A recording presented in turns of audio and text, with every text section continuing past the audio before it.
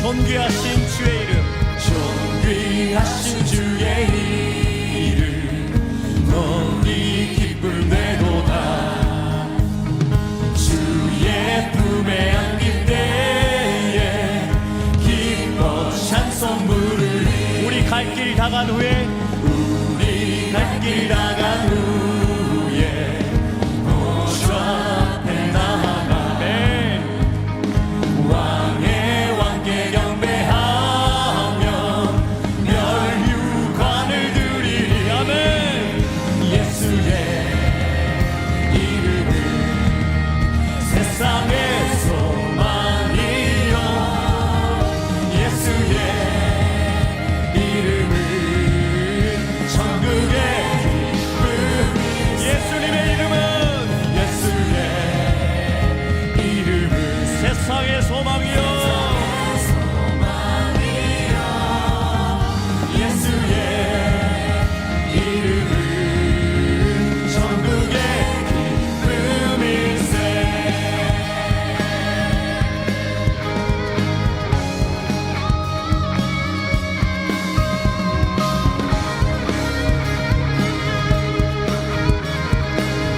하나님, 우리의 인생길 다 간 후에, 우리 갈 길 다간 후에 보좌 앞에 나가 왕의 왕께 경배하며 멸류관을 드리리. 예수의 이름은, 예수의 이름은 세상의 소망이요. 예수의 이름은 천국의 기쁨이. 예수의 이름은, 이름은 세상의 소망이요. 예수의 이름은 천국의 기쁨이. 예수의 이름은, 예수의 이름은 세상의 소망이요. 예수의 이름은 천국의 기쁨일세. 선포합니다. 예수의 이름은 세상의 소망입니다. 온 세상을 향하여 선포합니다. 예수의 이름만이 천국의 기쁨이지. 이름은 천국의 기쁨일세. 할렐루야. 우리 예수 이름 앞에 박수로 영광 돌립니다. 아멘.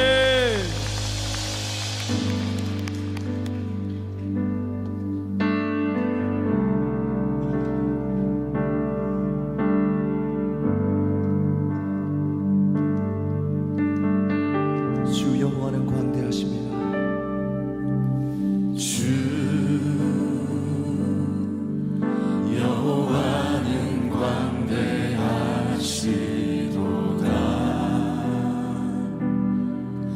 그 거룩한 하나님 성에서 찬양할지어다.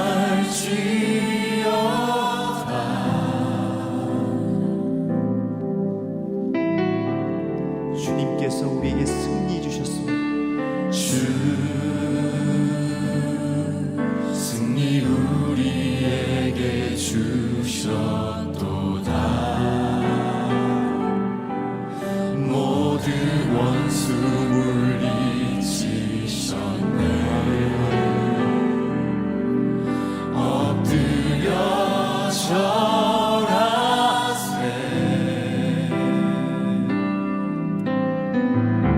다 주의 크신 이름 높이며, 다 주의 크신 이름 높이며 우리에게 행하신 위대한 일 감사하세. 오 주의 신실하신 그 사랑. 주님, 온 땅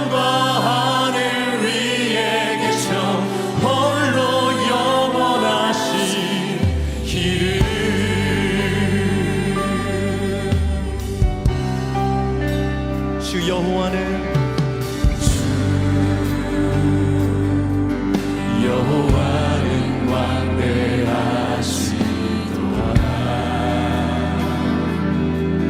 그 거룩한 하나님 성에서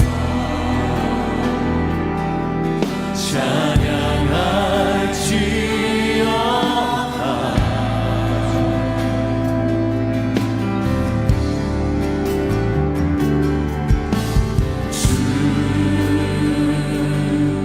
승리 우리에게 주셨도다. 예 주님, 이것이 우리를 향한 주의 사랑입니다. 예 주님, 우리는 엎드려 주님만 절합니다.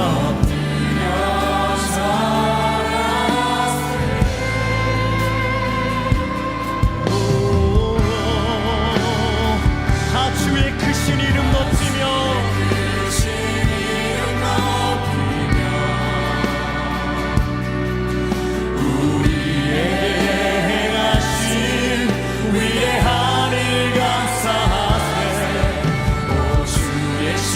신실하신 그 사랑, 아멘. 온 땅과 하늘 위에 계셔 홀로 영원하신 이름. 다 주의 크신 이름 높이며 다 주의 크신 이름 높이며 우리에게 위대한 일 감사하세. 오 주의 신실하신 그 사랑, 아멘. 온 땅과 하늘 위에 계셔 홀로 영원하신 이름. 이 마지막으로 다 주의 크신 이름 높이며 다 주의 크신 이름 높이며 우리에게 행하신 위대한 일 감사하세. 오 주의 신실하신 그 사랑, 할렐루야. 온 땅과 하늘 위에 계셔 홀로 영원하신 이름. 살아계신 주님, 살아계신 주, 나의 참된 소망, 걱정 근심 전혀 없네. 아멘. 사랑의 주내 갈 길 인도하니 내 모든 삶의 기쁨 늦은 만나네. 당신은 살아계신 주님, 살아계신 주,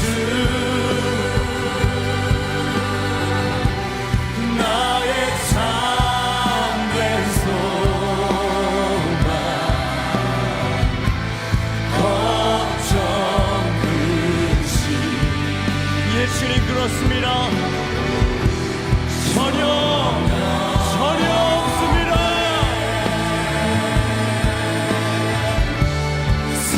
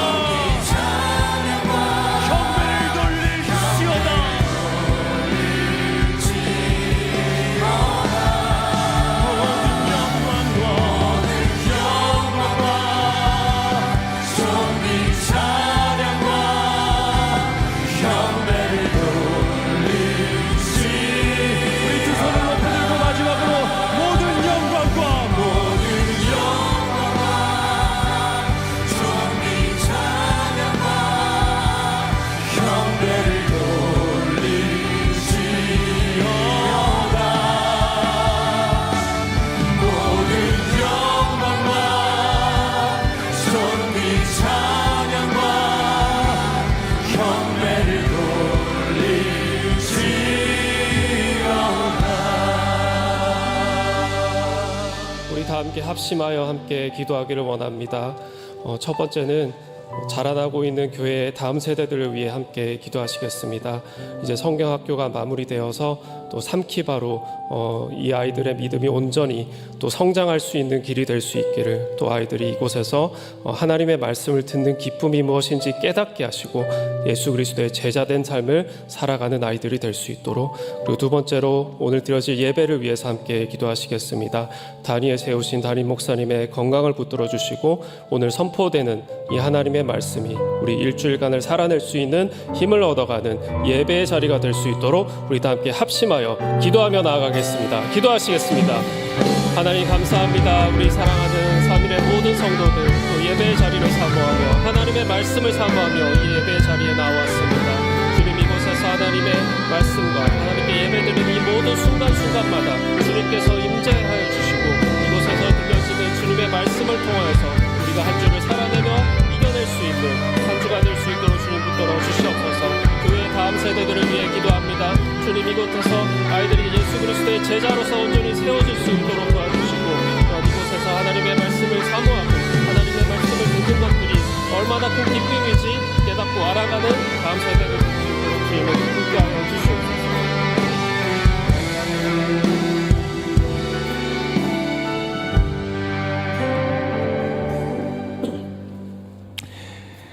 우리의 목자 되시며 영적인 부유함을 더하시는 하나님을 찬양합니다. 사망의 골짜기를 지날 때 함께 동행하시고 영혼을 소생시키시며 하나님의 이름을 위하여 의의 길로 인도하시니 주와 같은 분이 없습니다. 하나님, 우리의 죄를 자백하오니 주님의 자비와 용서로 우리를 새롭게 하시기를 원합니다. 만일 우리가 우리 죄를 자백하면 주님은 미쁘시고 의로우사 우리 죄를 사하시고 우리를 모든 불의에서 깨끗하게 하실 것을 믿습니다. 우리를 불러주시고 예배케 하심을 감사드립니다. 예배 가운데 살아계신 하나님을 만나며 회개와 회복이 일어나게 하옵소서. 봄 기운이 시작되는 3월입니다. 캠퍼스의 선교와 함께 직장에서 또 함께 가정에서 복음을 전하며 이웃사랑을 나누게 해주시고 예비하신 영혼들을 일상에서도 만나는 은혜를 주시옵소서. 양육 훈련 과정을 통해 성도들이 성장하게 하시고 사각지대에서 보호를 받지 못하는 성도들을 돌아보게 하옵소서. 아프거나 괴롭거나 소외된 이들을 부지런히 돌볼 수 있는 마음을 주시고 다음 세대를 위해서도 기도하오니 새학기에 좋은 선생님과 친구들을 만나게 하시고 교회뿐만 아니라 학교 생활도 잘 적응할 수 있게 하옵소서. 나라가 어지럽고 전 세계가 고통 가운데 있습니다. 최고의 통치자이신 하나님께서 열방과 백성과 민족을 다스려 주시기를 원합니다. 우리는 어려움 가운데 있지만 하나님을 예배하고 찬양하는 주의 성도가 되게 하옵소서. 예수님의 이름으로 기도합니다.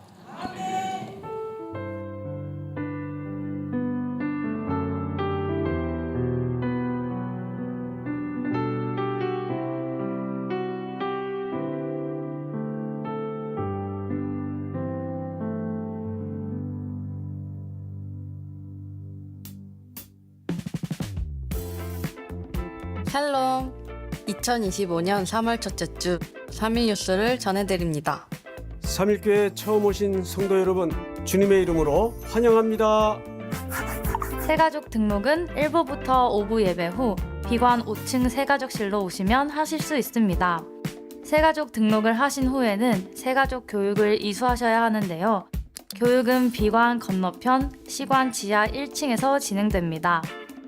3일교회 공동체와 함께 하셔서 더욱 풍성한 하나님의 사랑을 알아가 보세요. 이번 겨울 해외 선교가 지난주 일본 선교를 마지막으로 은혜 가운데 모두 마무리되었습니다. 선교는 끝났지만 계속해서 일본의 교회들과 성도들을 위해 기도하기를 소망합니다. 오늘 저녁 예배 시간에는 국내와 해외 선교 보고가 있는데요. 이번 겨울 선교의 은혜를 나누는 자리에 함께 해주시면 감사하겠습니다. 어제는 소년부 부모 초청 예배가 있었습니다. 3일교회 협동 목사님으로 계시는 박양규 목사님을 모시고 기독교 세계관 특강을 들으며 세상 속에서 오직 하나님만 섬기는 가정으로 세워지도록 기도하는 시간을 가졌습니다. 우리 다음 세대 어린이들이 계속해서 말씀과 기도로 자라날 수 있도록 가정에서도 많은 관심과 협력을 부탁드립니다. 대학 생활을 시작하는 새내기들을 교회로 안내하는 캠퍼스 전도. 지난주 숙명여대를 포함한 12개 대학에서 진행된 캠퍼스 전도가 은혜 가운데 마무리되었습니다.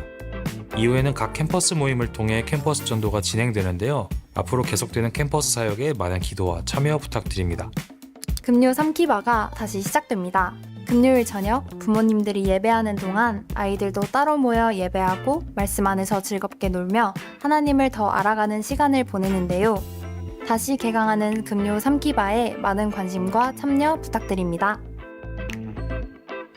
다양한 모집과 섬김의 자리에서 성도 여러분들을 기다립니다.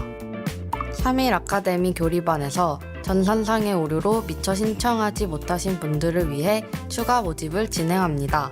등록 신청은 이번 주 화요일 오전 9시 3일 아카데미 홈페이지에서 하실 수 있습니다. 3일 법조선교회와 SIF에서는 매월 정기적으로 경기도 광주에 있는 외국인 노동자 자녀들을 찾아가 교제하고 찬양하는 시간을 갖고 있는데요. 3월 사역은 이번 주 토요일 오전 10시에 출발합니다. 교사로 함께 하실 분들을 모집하고 있으니 관심 있으신 분들은 주보의 번호로 연락 주시면 감사하겠습니다. 3월 셋째 주 주일 예스3일에서 가족 사진을 찍어드립니다. 이번에 촬영한 가족 사진은 예스3일 5월호에 수록된다고 하는데요. 관심 있으신 가정은 주보를 참고하셔서 신청해주세요. 이어 예스3일 3월호도 오늘 발간되었습니다. 3월호는 본당 앞에서 만나보실 수 있습니다. 2025년도 상반기 장학생을 선발합니다. 주보의 내용을 참고하셔서 해당하시는 분들은 각 소속의 진장님을 통해 신청해주세요. POP 신입 부원을 모집합니다. 찬양으로 예배를 함께 섬기기 원하시는 분은 카카오톡 채널을 통해 지원해주세요. 그 외 모집과 행사에 관련된 자세한 정보는 주보를 참고해주세요. 새학기가 시작되는 3월, 제자훈련과 아카데미, 학교를 통해 하나님을 더욱 깊이 알아감으로 각자의 자리에서 선교적으로 살아내는 한 주 되시길 소망합니다. 이제 성경을 준비해주세요. 다 함께 기립하셔서 하나님의 말씀 봉독하도록 하겠습니다. 데살로니가 전서 2장 13절에서 20절 말씀입니다. 데살로니가 전서 2장 13절에서 20절 말씀입니다. 다 함께 교독하도록 하겠습니다. 이러므로 우리가 하나님께 끊임없이 감사함은 너희가 우리에게 들은 바 하나님의 말씀을 받을 때 사람의 말로 받지 아니하고 하나님의 말씀으로 받음이니 진실로 그러하도다. 이 말씀이 또한 너희 믿는 자 가운데에서 역사하느니라.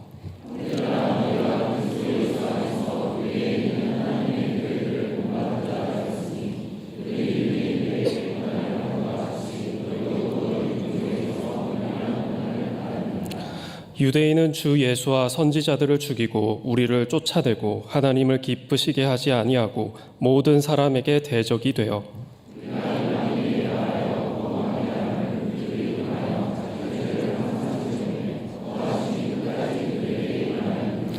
형제들아 우리가 잠시 너희를 떠난 것은 얼굴이요 마음이 아니니 너희 얼굴 보기를 열정으로 더욱 힘썼노라.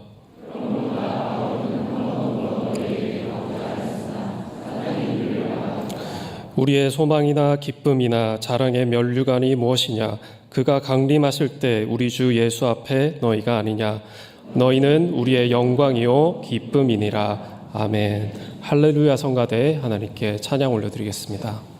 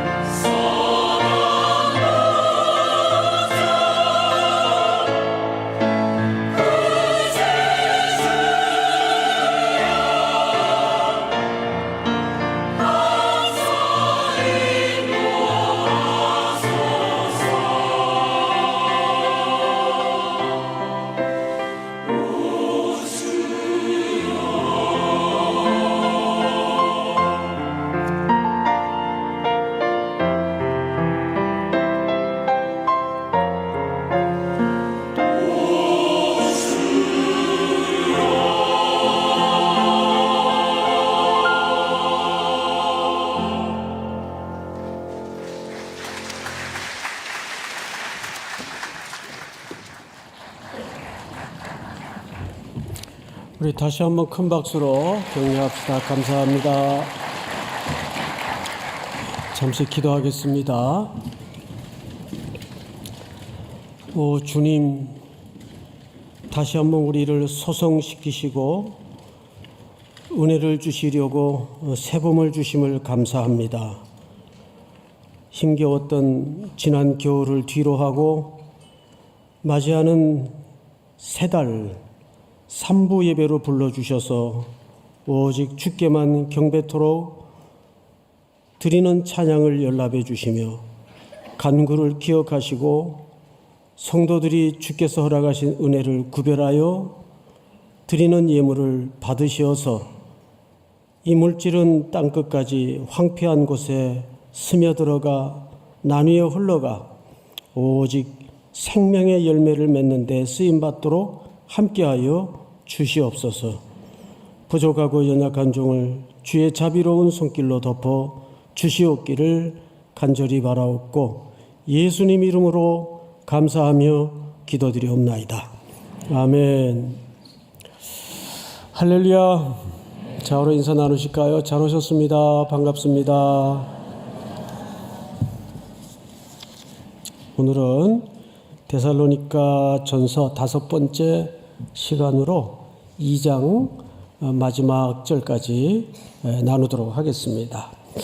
우리가 자랑해야 할 면류관. 사람은 무엇을 자기의 자랑의 가치로 붙드냐에 따라서 인생의 방향이 달라지겠죠. 명예를 소중히 여기는 사람은 명예가 그 사람의 면류관이고 영광이고 자랑일 겁니다. 그와 같이 내가 인생의 저 끝나는 시간까지 뭘 추구하며 사는가는 굉장히 중요한 방향입니다. 따라서 오늘 말씀의 제목이 갖는 시사하는 바는 사실 본문 마지막 절 한번 볼까요? 너희는 우리의 영광이요 기쁨이니라, 이렇게 맞춰지죠.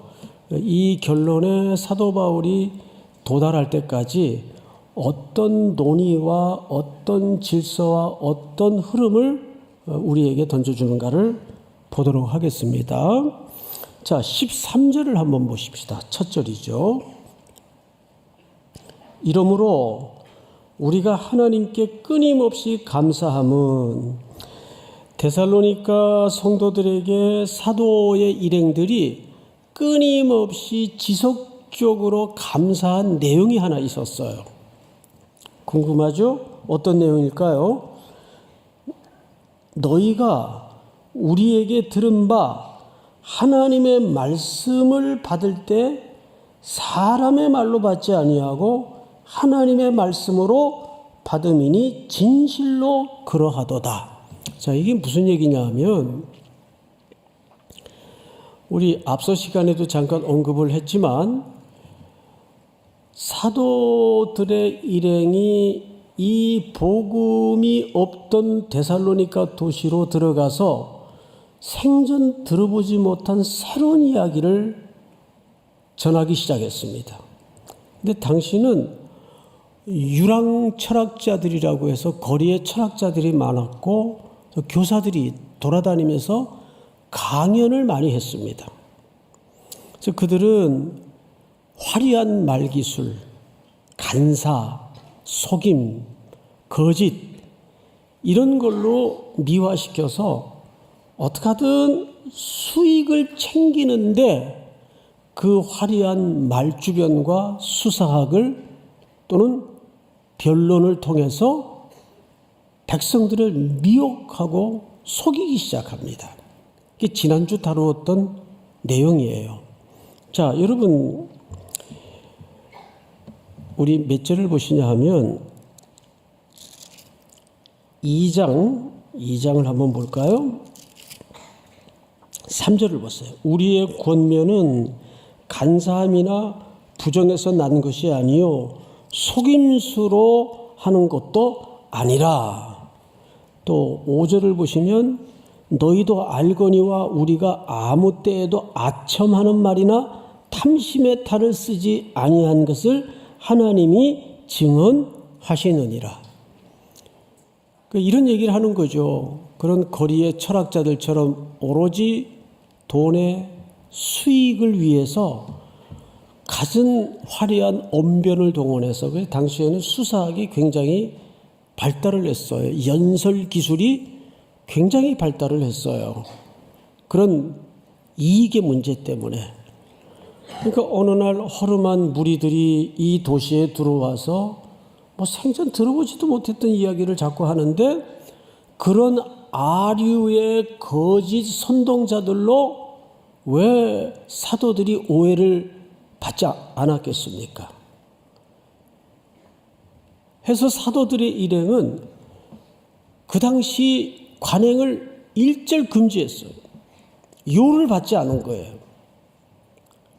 그런데 그 중에 일부가 이들이 전하는 복음을 듣고 사람의 말로 받지 않고 누구의 말로 받았다고요? 하나님의 말씀으로 받았다. 이렇게 바울이 인정을 합니다. 그 결과로 이곳에 하나님의 교회가 생성됩니다.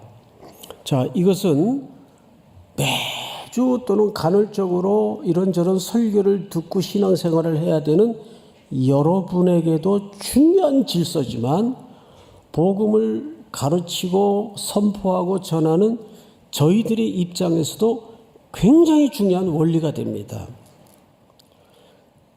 총신에서 우리 후학들을 목회학 시간을 가르칠 때 첫 번째 시간에 꼭 묻는 질문이 있어요. 두 가지인데 첫째는 학생들은 교회를 무엇이라고 생각을 하는가? 이걸 반드시 물어요. 두 번째는 묻는 게 당신들은 목사를 누구라고 생각을 하는가? 그러면 천편일률적인 답이 나오는 게 아니고 굉장히 다양한 대답이 쏟아집니다. 그 두 가지는 목회의 길을 가야 되는 젊은 후학들에게 굉장히 중요한 철학을 제공해 주기 때문입니다. 목사는 누구냐? 목사는 첫 번째가 설교자입니다. 오늘 여기에서도 보면 사도들이 전했던 말씀을 사람들이 뭘로 받았다고요? 사람의 말로 받지 않고 하나님의 말씀으로 받았다는 것이 굉장히 중요한 첫 번째 제목입니다. 자, 이것은 말씀을 늘 듣고 배우고 살아가야 되는 여러분들에게도 중요해요. 목사가 설교를 하는데 자기 마음에 꼭 합당히 설교를 안 할 수도 분명히 있어요. 반면에 목사도 여기 서서 뭐 세상 이야기를 하는 자리가 아니고 어느 이데올로기를 어떤 평양성에 붙들려서 설교하는 자리가 되어서도 안 되고, 디모데에게 사도 바울이 마지막 글을 남기면서 이런 얘기를 썼어요. 디모데 후서에 보면 너는 진리의 말씀을 옳게 분별하며 그랬어요. 거기 분별이라는 말이 옳고 그름을 따지라 그런 얘기가 아니고 길을 내는데 바로 내라 오르도토메오라는 합성어입니다. 그러니까 복음을 전하는 자는 이 강단이 얼마나 엄중한 자리인지 여기 서서 사사로운 세상의 이야기를 하는 자리가 되어서는 안 돼요. 여기서는 오로지 이 깜깜한 길 없는 상황에 여기가 길일까 저기가 길일까 헤매이는 세상을 향해서 이것이 길입니다. 길을 만들어 선포하는 자가 설교자의 첫 번째 책무예요. 그래서 너는 진리의 말씀을 옳게 분별하며 할 때 그 분별이라는 말은 길을 내는 자인데 어떻게 내라? 바로 내라. 바로 내라. 이것이 사실은 로마 시대 로마 군인들이 전쟁을 할 때 로마 군인들은 무기를 들고 무턱대고 나가는 것이 아니라 먼저 길을 닦았어요. 그래서 그 닦아진 길로 병력이 들어가고 병참이 따르고 무기가 지원되는, 그래서 로마의 격언 중에 모든 길은 어디로? 로마로. 모든 길은 로마. 맞나요? 네, 맞아요. 그 길 끝에는 반드시 로마 병사들의 승리가 이어집니다. 그러니까 예수님께서 우리들에게 뭐라고 가르치셨죠? 내가 곧 길이요. 그러면 목사가 여기 서서 누구 얘기해야 됩니까? 예수님 얘기해야 돼요. 세상 돌아가는 정황을 얘기하는 것이 아니라 여기서 예수님 얘기해야 돼요. 그러니까 예수님 얘기, 그 예수님을 전해야 되는 선교 얘기, 예수님이 가장 관심을 가지고 항상 시선이 머물러 있는 세상의 약자들의 이야기. 왜 교회는 구제를 해야 되는가? 왜 교회는 선교를 해야 되는가? 왜 교회는 전도를 해야 되는가? 왜 교회는 이웃과 함께 해야 되는가? 이거 전부 누구에 관련된 얘기냐면 예수님의 마음과 관련된 얘기입니다. 그거를 하나님의 말씀으로 데살로니가 사람들이 받았어요. 사람의 말로 받지 않았어요.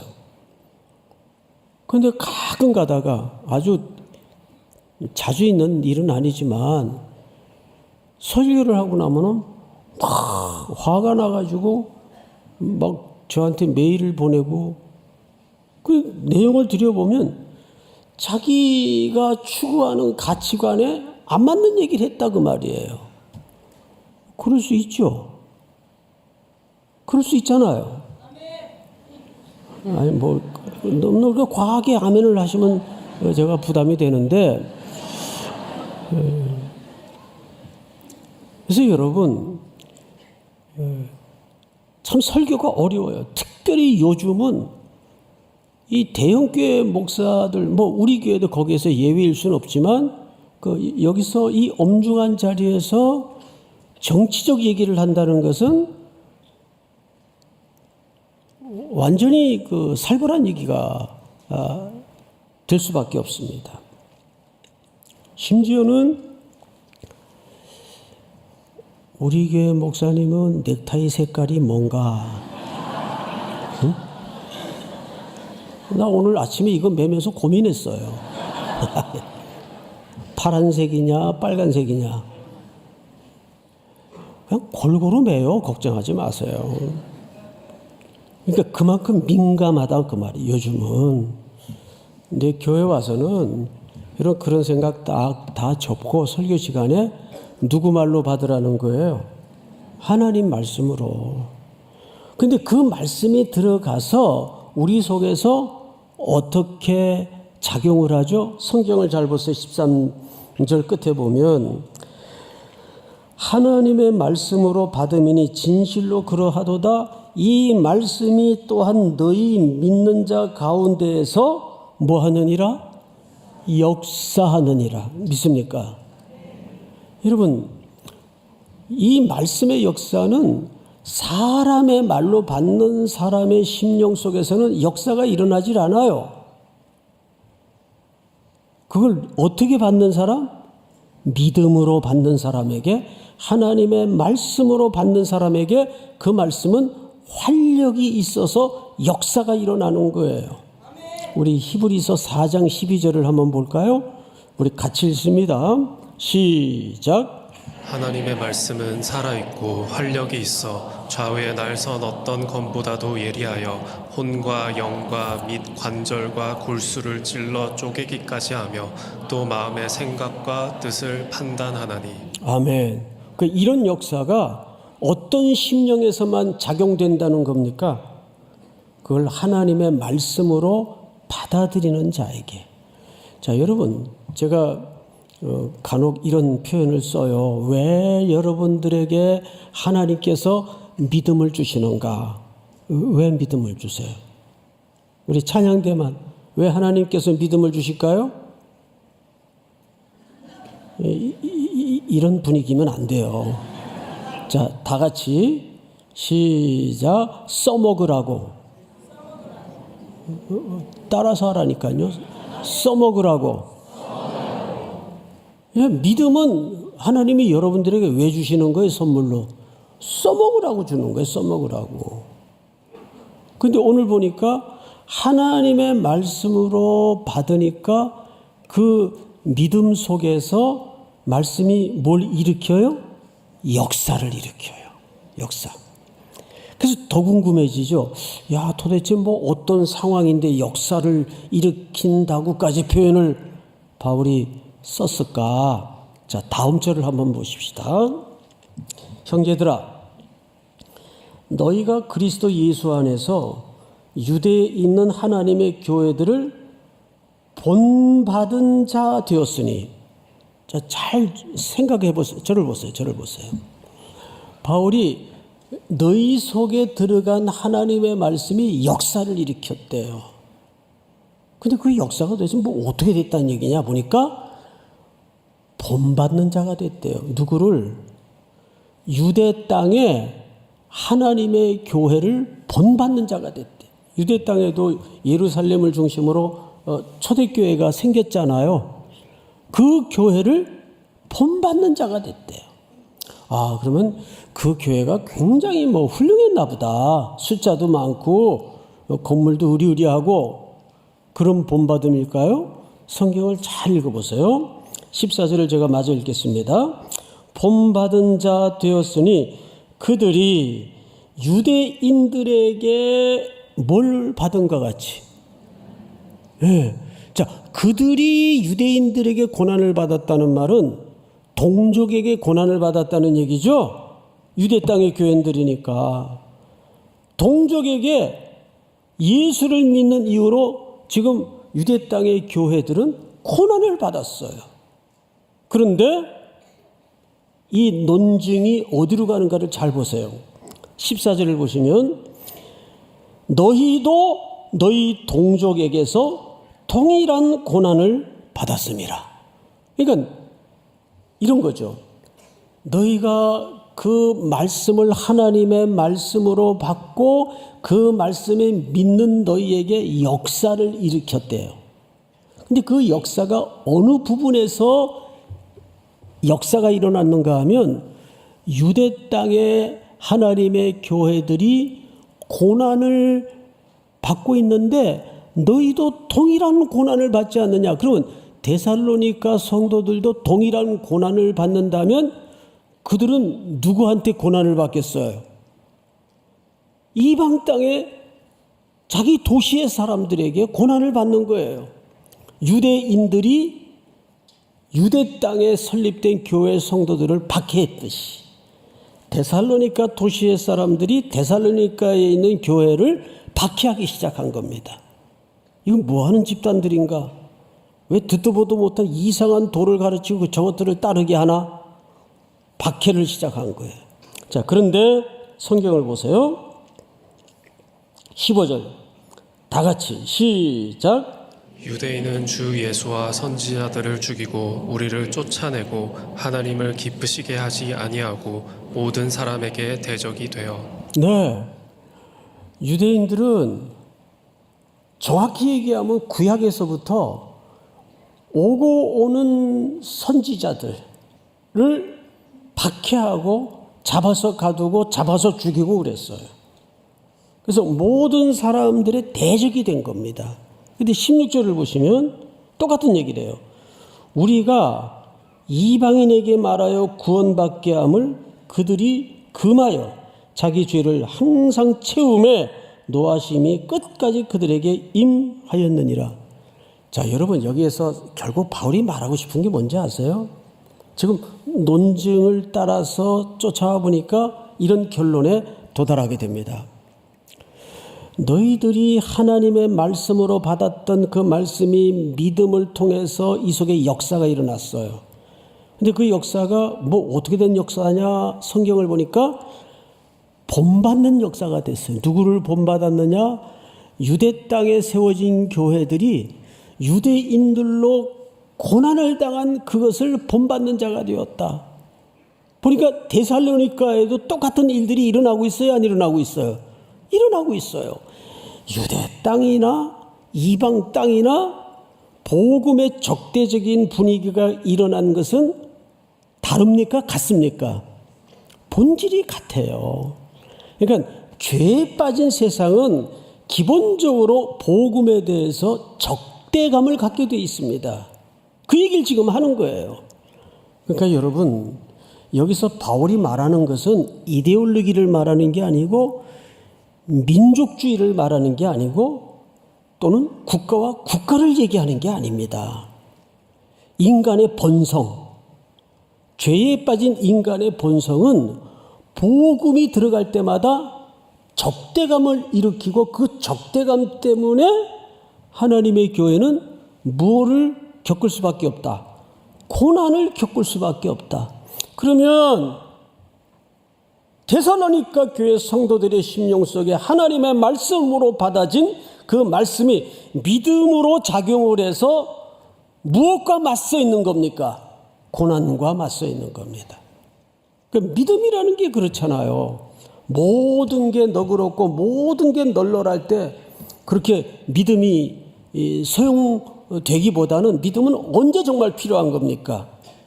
힘겨운 일들이 앞에 있을 때, 공고한 일들이 앞에 있을 때 이 믿음이 역사를 일으켜야 된다 그 말이에요. 즉 그 이야기를 데살로니가 교회 성도들을 기억하면서 감사함으로 하고 있는 겁니다. 사랑하는 우리 삼일교회 성도 여러분, 오늘 이 말씀이 이제 새 달을 시작하는 우리 모두에게 이렇게 믿어졌으면 좋겠습니다. 그렇지, 하나님이 우리에게 믿음을 주신 것은 그런 풍파와 역경과 고난 속에서 그것을 넘어서고 승리하도록 우리에게 뭘 주신 거죠? 말씀을 주셨고 그 말씀이 내가 믿음으로 역사를 일으키도록 설정하신 겁니다. 아멘. 자, 두 번째 17절로 넘어갑니다. 보시면 형제들아 우리가 잠시 너희를 떠난 것은 그랬어요. 떠나다.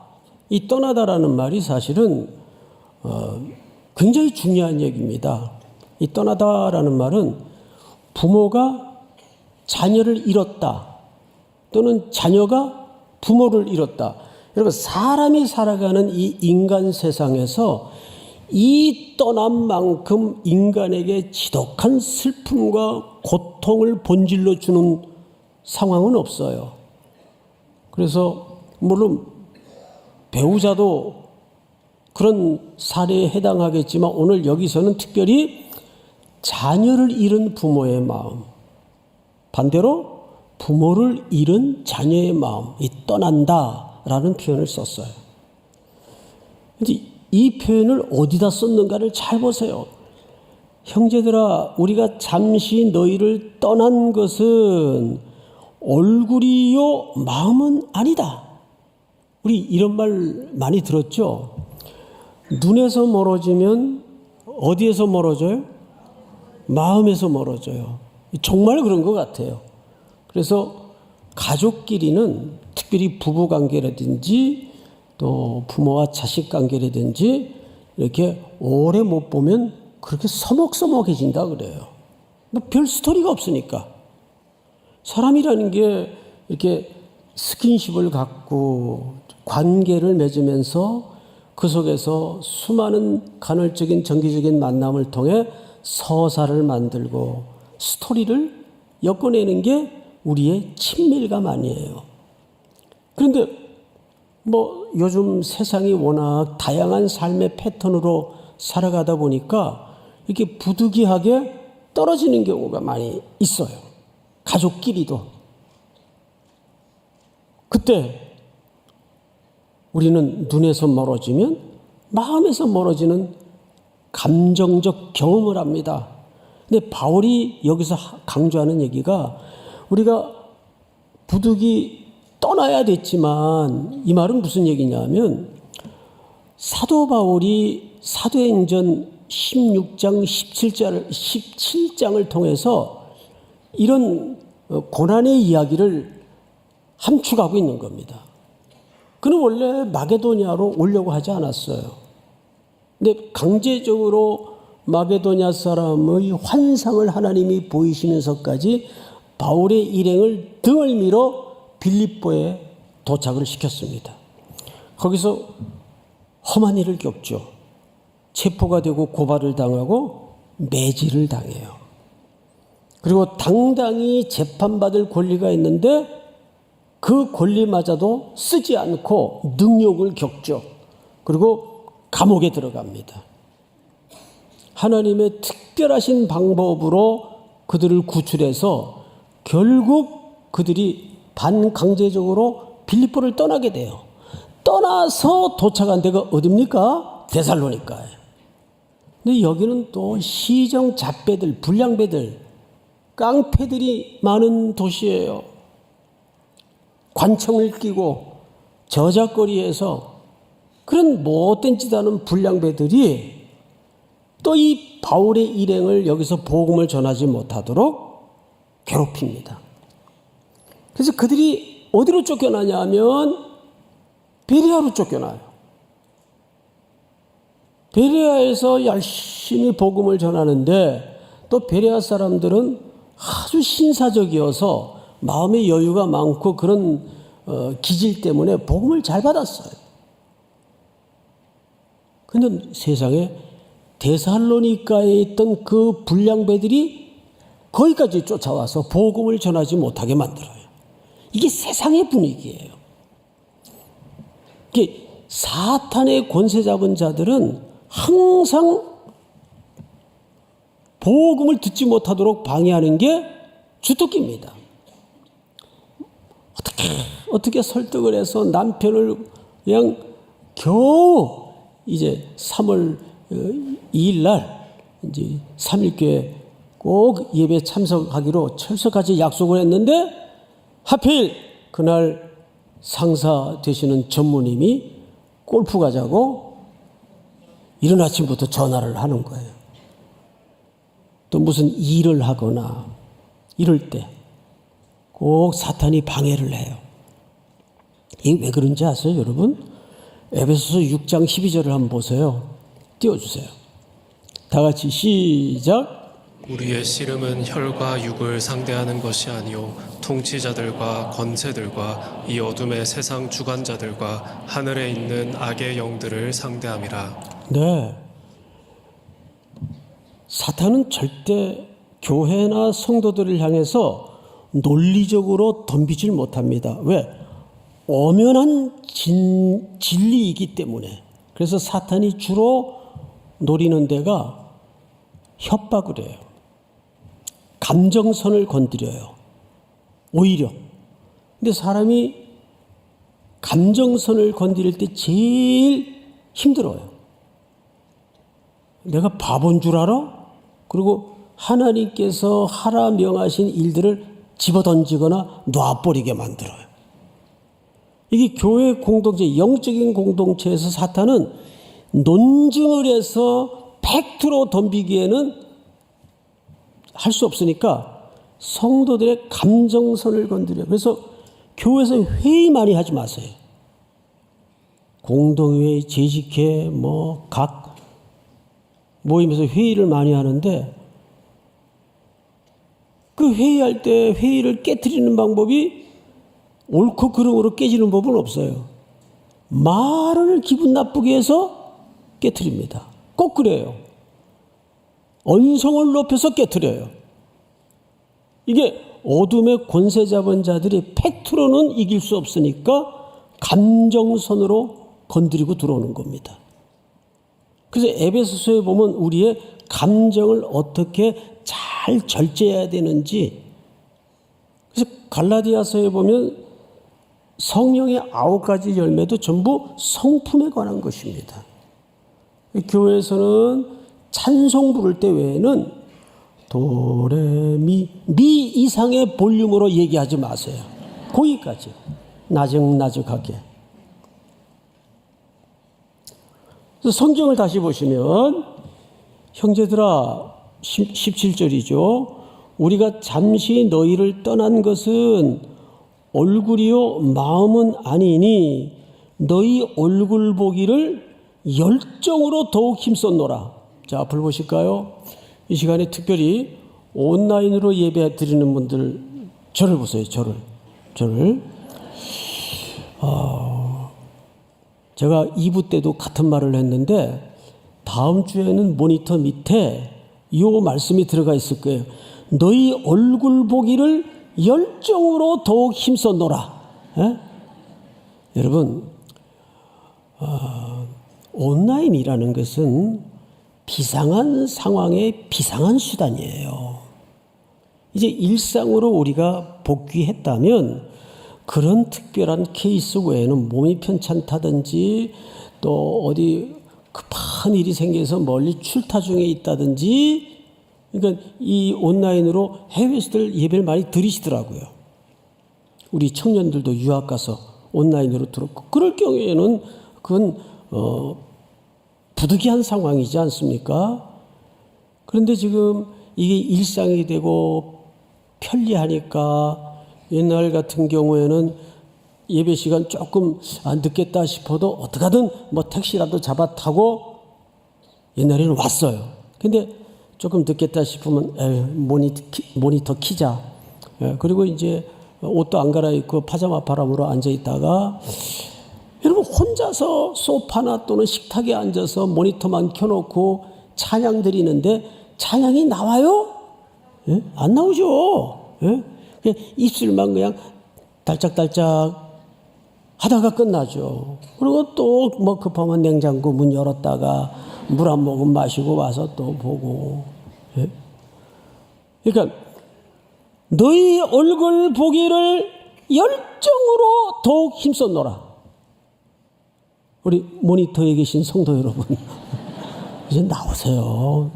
이제는 저도 지금 목회적으로 고민 중에 하나가 이 온라인을 어떤 방식으로든 좀 제한을 이젠 두고 좀 정리를 해야 될 텐데 너무 이 패턴에 지금 많은 젊은이들과 성도들이 익숙해져 있어서 이게 고민이에요. 이거 어느 시점을 잡아야 될 텐데. 근데 이런 얘기는 꼭 안 들어도 될 사람은 여기 앉아 있고, 들어야 될 사람은 모니터로밖에 지금 만날 수가 없고, 나오시기 바랍니다. 나오셔야 돼. 우리가 이 함께 모여서 예배를 드린다는 것이 얼마나 중요하냐면 저는 이렇게 예배를 함께 드릴 때 그 불쑥불쑥 이 공동체의 호흡과 느낌과 그 종합적인 분위기를 통해서 하나님이 쑤셔 넣어주는 그 은혜가 굉장히 많아요. 찬양을 드리다가 그 감격하여 하나님 아버지께 눈물을 흘리는 그 이름 모를 자매의 얼굴을 보고 은혜를 받고 또 옆에 집사님이 간절히 부르짖는 음성을 원창게 들으면서 내 시들시들해진 신앙이 또 용기를 얻고 이게 함께 예배드리는 유익 아닙니까?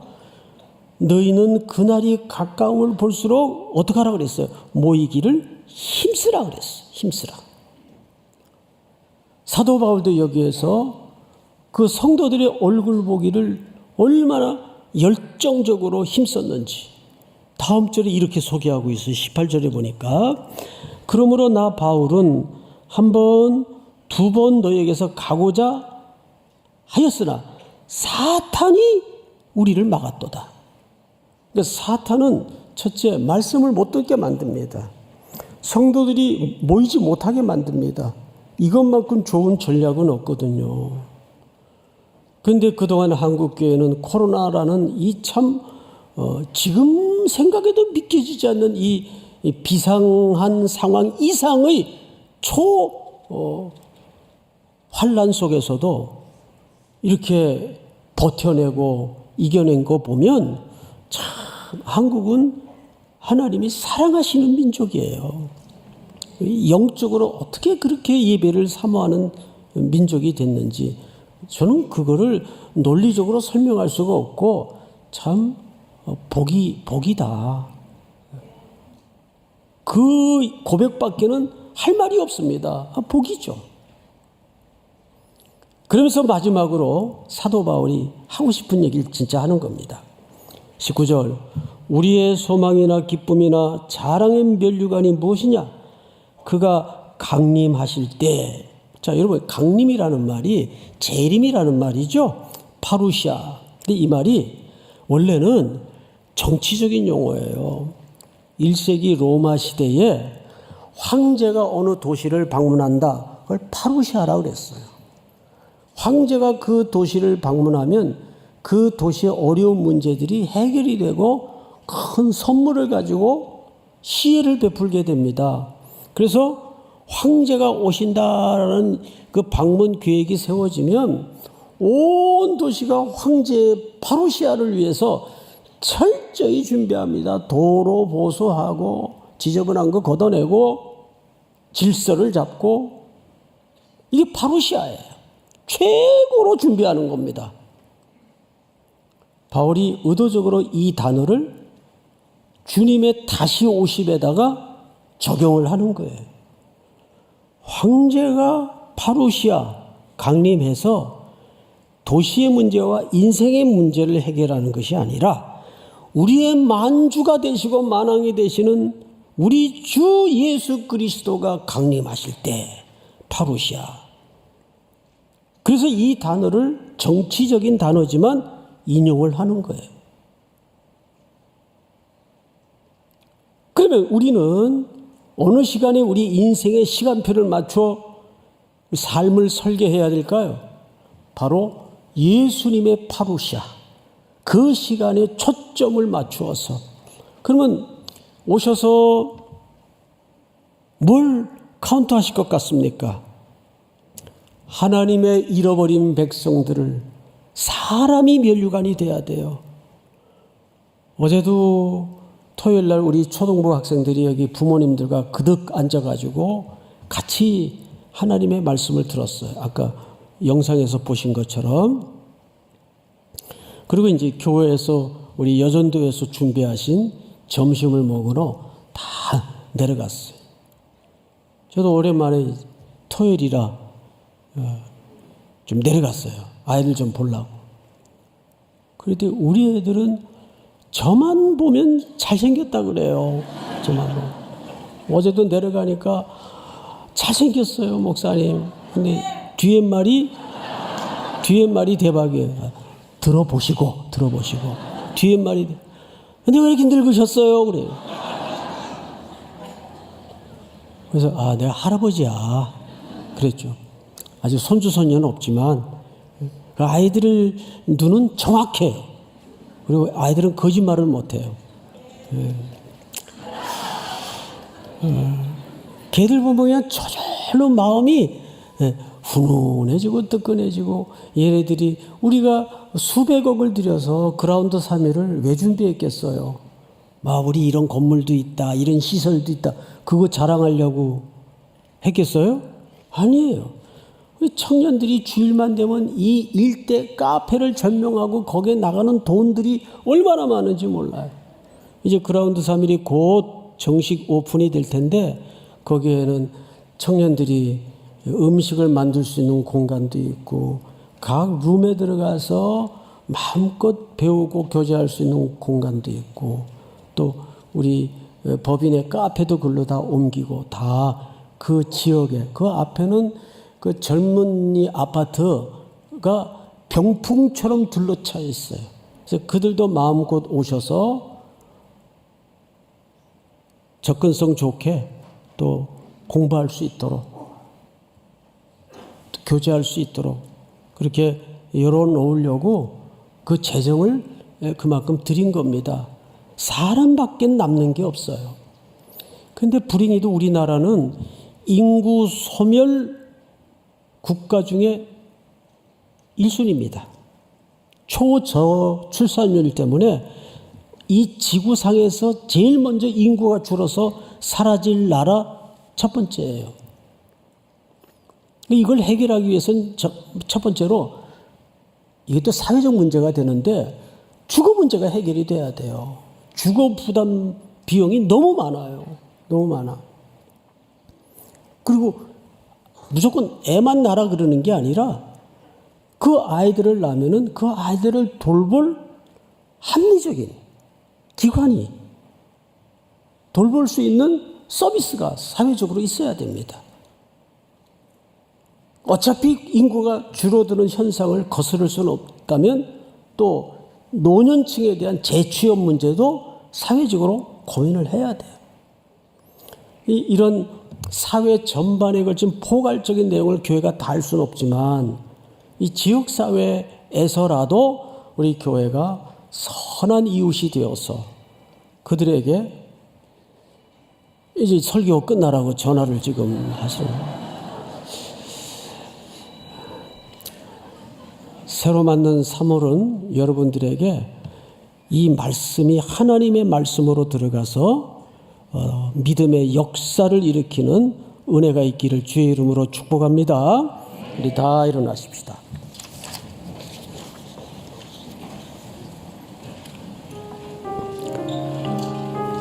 나는 믿네. 나는 믿네.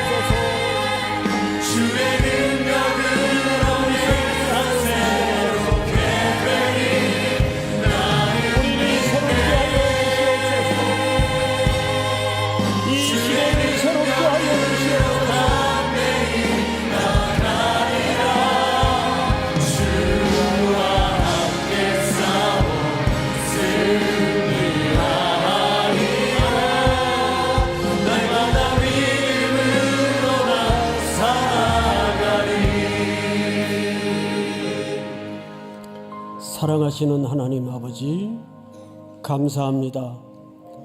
하나님의 말씀으로 말씀을 받아 믿음의 역사를 통해 어떤 혼란과 시련과 공고함 속에서도 능히 승리케 하시는 주님의 승리를 붙잡는 3월이 될 수 있도록 함께하여 주시옵소서.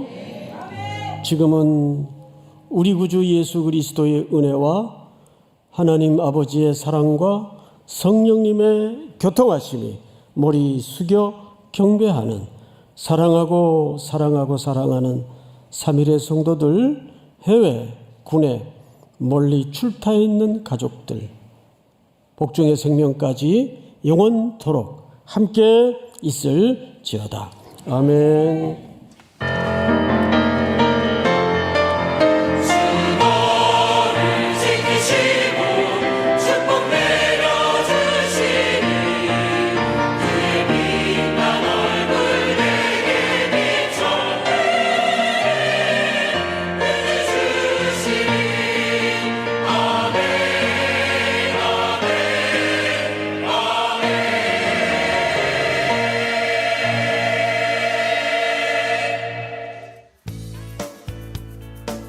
샬롬! 3일교회 처음 오신 여러분을 환영합니다.